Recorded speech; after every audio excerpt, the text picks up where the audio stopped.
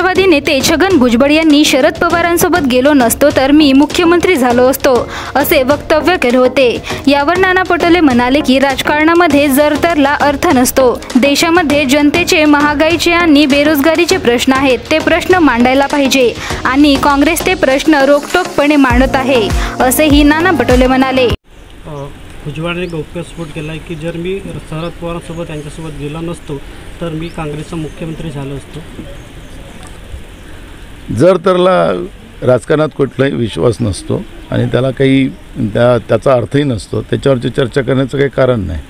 शरद पवार म्हणाले की त्यावेळेस एकनाथ शिंदे यांना मुख्यमंत्री करण्यास मी तयार होतो, असा गौप्यस्फोट त्यांनी केला। आता मी तेच सांगितलं की जर तरला अर्थ नसतो, त्याच्यामुळे आता या सगळ्या विषयापेक्षा महाराष्ट्रामध्ये काही भागामध्ये पिण्याचं पाणी नाही, शेतकऱ्यांच्या मोठ्या प्रमाणात आत्महत्या चाललेल्या आहेत, बेरोजगारांचे प्रश्न आहेत, गरिबांना तांदूळ जे मिळतं त्याच्यामध्ये प्लॅस्टिकचा तांदूळ मिळवला जातो, त्यांना ते जहर दिलं जाते, असं पद्धतीचं चित्र आहे। गरीब माणूससुद्धा आज त्याच्या हाताला काम नाही असं चित्र आहे।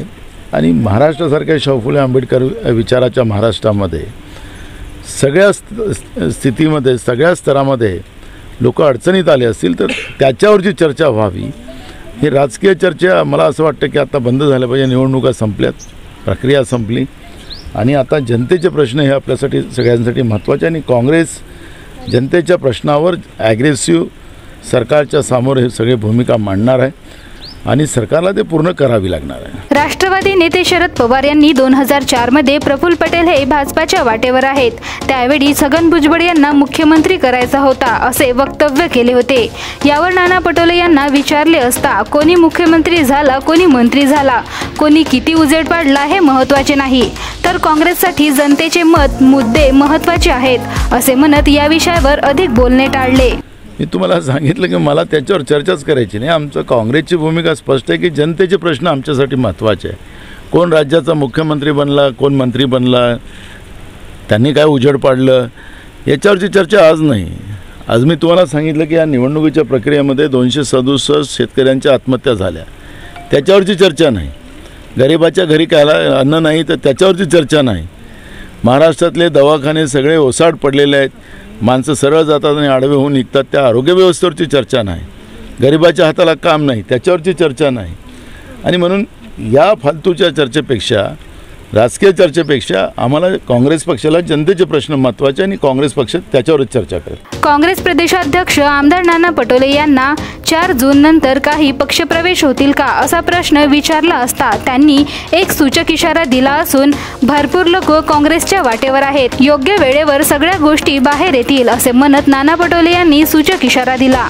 गोंदिया आणि भंडारा जिल्ह्यामध्ये मोठ्या प्रमाणावर इन्कमिंग होण्याची 4 तारखेनंतर गोंदिया आणि भंडारा जिल्ह्यामध्ये काँग्रेसमध्ये मोठ्या प्रमाणावर इन्कमिंग होईल का? भरपूर लोक वाटेवर आहेत, योग्य वेळेनं तुम्हाला सगळ्या गोष्टी पुढे येतील। गोंदियाच्या बिरसी येथे विमानतळ बांधण्यात आला आहे। विमानतळावरून हे विमान प्रफुल्ल पटेल यांनी सामान्य जनतेसाठी नव्हे तर स्वतःसाठी बांधले अशी चर्चा सुरू असताना यावर नाना पटोले यांना विचारले असताना नाना पटोले या गोष्टीला दुजोरा देत ज्याला शेतकऱ्यांची आणि गरिबाची जाण नाही अशी लोक या जिल्ह्यामध्ये नेते म्हणून राहिले आणि यामुळेच गोंदिया आणि भंडारा जिल्ह्याच्या जनतेवर अन्याय झाला आहे। 4 जून नंतर आमचं सरकार आलं तर मी जातीने बिरसी विमानतळाच्या विषयाकडे लक्ष देणार आहोत असे नाना पटोले म्हणाले।